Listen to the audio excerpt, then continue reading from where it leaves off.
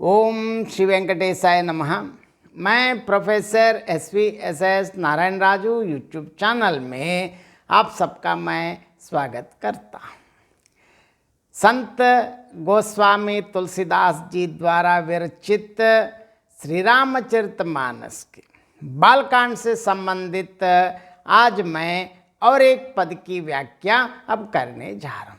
अब तक जनकपुर में अलग अलग सखियां आपस में किस प्रकार बात कर रहे हैं, अब सबसे पहले गोस्वामी तुलसीदास जी के शब्दों में पद देखेंगे। बोली अपर कहे हु सकिनी का, यही बिहाह अति हित सबही का। कोव कहाँ शंकर चाप कटोरा, ये श्यामल मृद गात किशोरा। सबु असमंजस अहई सयानी, यह सुनि अपर कहई मृद बानी। सकी इन्हीं कह कोव कोव अस कहाही, बड़ प्रभाव देखत लगु अहीं। परसी जास पद पंकज धूरी, तरी अहल्याकृत अग भूरी। सो की रहहि बिनु शिवदन तोरे, यह प्रतीति परिहरिव न भोरे। जेहि बिरंच रच सिय संवारी, तेहि श्यामल बर रचेव बिचारी। तासु बचन सुन सब हर्षानी, ऐसे ही होव कहाँ ही मृद बानी। हिय हर्षहि बरषहि सुमन सुमुखी सुलोचनी वृंद। जाहि जहाँ जहाँ बंद, दोम तह तह परमानंद। देखिए, अब जनकपुर में भगवान श्री रामचंद्र जी और लक्ष्मण जी दोनों जा रहे हैं, तो और क्या क्या अलग अलग लोग क्या सोच रहे हैं और क्या कर रहे हैं। देखिए, बोली अपर कहे हो सखी नीका, यही बिहाह अति हित सबही का। कोव कहाँ शंकर चाप कटोरा, ये श्यामल मृद गात किशोरा। और दूसरे ने कहा, हे सखी तुमने बहुत अच्छा कहा, इस विवाह से सभी का परम हित है। किसी ने कहा, शंकर जी का धनुष बहुत कठोर है और ये सांवले राजकुमार कोमल शरीर के बालक हैं। सबू असमंजस आहई सयानी, यह सुनि अपर कहीं मृद बानी। सकी इन्हीं कह कोव कोव अस कहाही, बड़ प्रभावु देखत लगु अहीं। हे सयानी, सब असमंजस में ही है। यह सुनकर दूसरी सखी कोमल वाणी से कहने लगी, हे सखी सुनो, इनके संबंध में कोई कोई ऐसा भी कहते हैं कि ये देखने में तो छोटे हैं, परंतु इनका प्रभाव बहुत बड़ा है।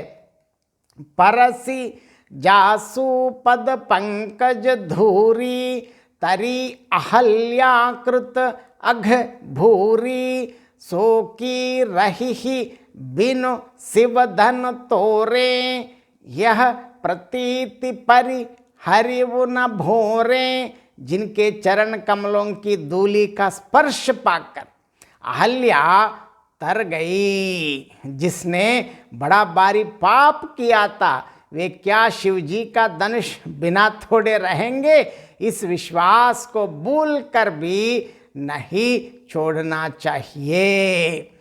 जेहि बिरंच रच सिय संवारी, तेहि श्यामल बर रचेव बिचारी। तासु बचन सुन सब हर्षानी, ऐसे ही होव कहाँ है मृद बानी। जिस ब्रह्मा ने सीता को संवार कर रखा, मतलब बड़ी चतुराई से रचा है, उसी ने शायद विचार कर सांवला वर भी रच रखा है। उसके ये वचन सुनकर सब हर्षित हुई और कोमल वाणी से कहने लगी, ऐसा ही हो। हिया हर्ष ही बर्ष ही सुमन सुम की सुलोचनी वृंद।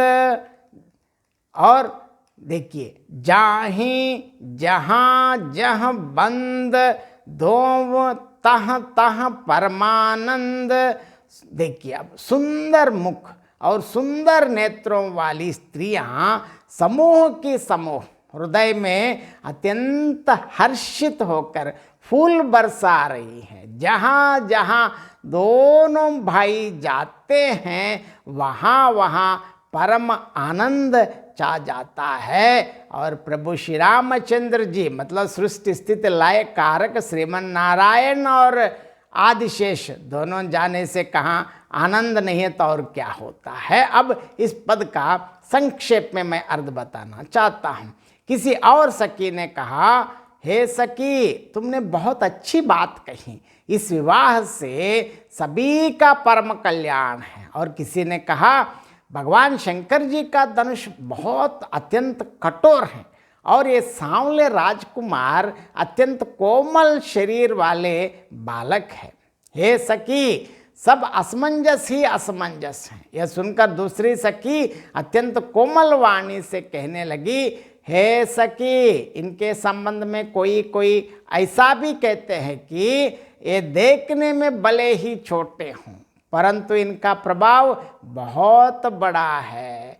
जिनके चरण कमलों की धूलि का स्पर्श कर वह अहल्या तर गई, जिसने बहुत घोर पाप किया था, लेकिन क्या हुआ, वे क्या और खुद अहल्या ही शाप विमोचन पा लिया, तर गई, मोक्ष प्राप्त कर लिया है। तो वे क्या भगवान शंकर जी का धनुष बिना तोड़े रहेंगे?